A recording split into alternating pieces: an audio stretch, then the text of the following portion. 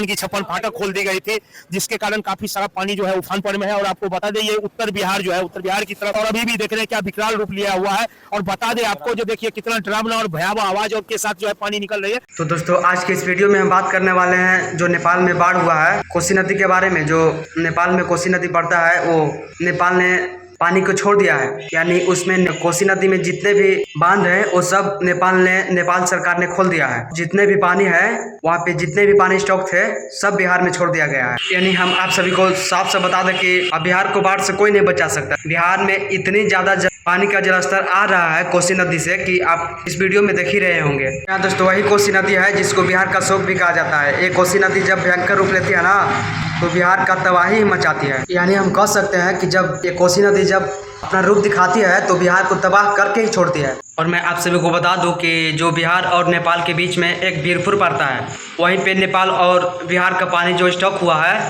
होता है वहीं पे होता है। बीरपुर बैरेज पे है जहाँ से आपको पानी छोड़ा गया अभी से, और बीरपुर से सब पानी को छोड़ दिया गया है। 56 वहाँ पे फाटक बनाया गया है और 56 फाटक को खोल दिया गया है। 56 की 56 फाटक खोल दी गई थी।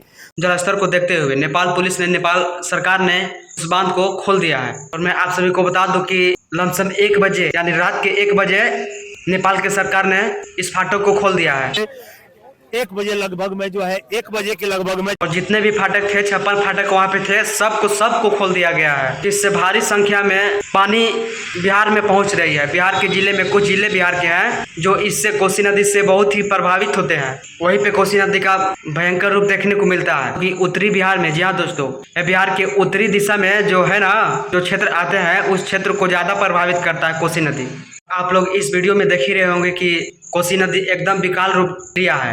यानी कोसी नदी जो है ना एकदम विकराल रूप ले लिया है और लगता है बिहार को तबाह कर ही छोड़ेगा। और देखते हैं हमारे सरकार, जो बिहार के सरकार है नीतीश कुमार, हमारे लिए, हम लोगों को, बिहारियों के लिए क्या करते हैं। इस बाढ़ को देखते हुए तेजस्वी यादव पोस्ट भी किए हैं कि जो 56 वर्षों का रिकॉर्ड है वो कोसी नदी इस वर्ष तोड़ देगा। यानी 56 वर्ष का जो रिकॉर्ड था कोसी नदी का वो इस साल टूटने वाला है। और बिहार को पूरे रेड अलर्ट में रखा गया है। जी हाँ, पूरे बिहार को रेड अलर्ट में रखा गया है क्योंकि नेपाल से तो ये पानी छोड़ दिया गया है और कब ये बिहार आएगी ये पता नहीं है। और जब बिहार आएगी ये पानी तो तबाही मचा कर ही छोड़ेगा। तो दोस्तों आप सबको इस सब के बारे में क्या राय कमेंट में बताइए। और अभी तक इस चैनल पे नए हैं तो चैनल को सब्सक्राइब कर लीजिए। धन्यवाद।